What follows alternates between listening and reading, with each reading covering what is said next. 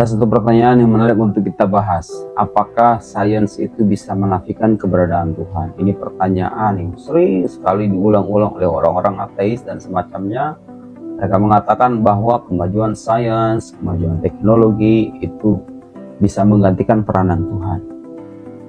Ide tentang Tuhan itu bagi mereka adalah ide ciptaan nalar manusia saja. Ide yang disampaikan untuk menjawab sejumlah pertanyaan yang dulunya tidak terjawab oleh sains, kata mereka. Sekarang ketika sains sudah maju, maka manusia tidak perlu lagi mengakui keberadaan Tuhan. Nah, pandangan semacam ini sebetulnya bisa dibantah dengan sangat mudah. Pertama, orang-orang ini seringkali lupa bahwa sains itu bidang kajiannya hanyalah fenomena alam fisik. Jadi sains itu kalau berbicara kepada Anda, dia hanya mengatakan bahwa tugasku itu membahas tentang fenomena alam semesta, alam fisik ini. Gejala-gejala alam semesta yang terlihat, yang bisa diakses oleh panca indera. Dia tidak punya otoritas dan wewenang untuk membahas sesuatu yang tidak bisa dijangkau oleh panca indera, maksudnya bersifat metafisik.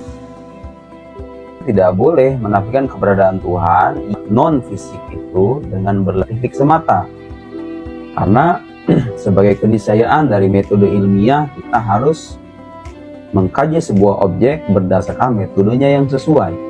Kalau objek itu bersifat indrawi, maka boleh Anda tetapkan atau Anda ingkari berdasarkan metode empiris. Tapi manakala objek itu tidak bersifat indrawi seperti Tuhan, maka tidak sah kalau Anda hanya bersandar pada metode empiris semata. Nah, orang-orang ini juga seringkali melupakan fakta bahwa di sana ada satu hukum rasional dan dia melandasi dari semua produk pengetahuan manusia.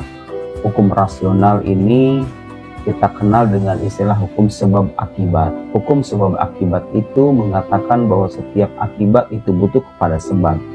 Ini juga pengetahuan ilmiah. Nggak ada seorang saintis manapun yang bisa mengingkari hukum sebab akibat ini.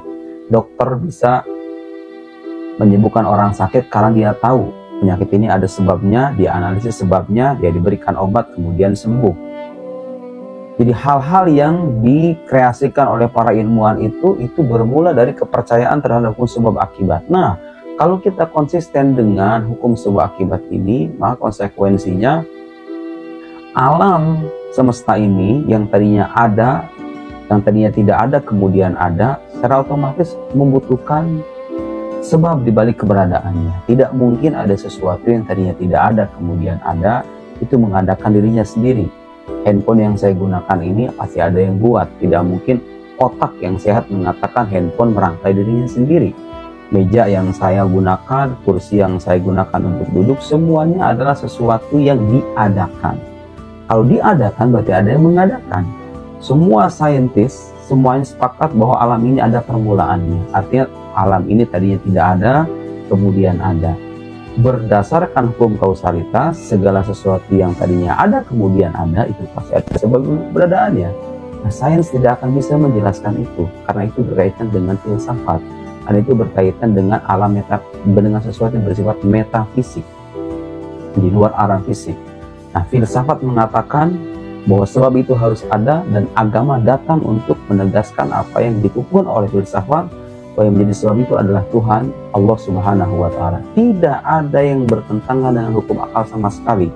Justru penjelasan semacam ini lebih masuk akal ketimbang orang-orang yang mengatakan bahwa alam itu muncul secara sekonyong-konyong tanpa ada sebab seperti yang dianggap oleh orang-orang itu.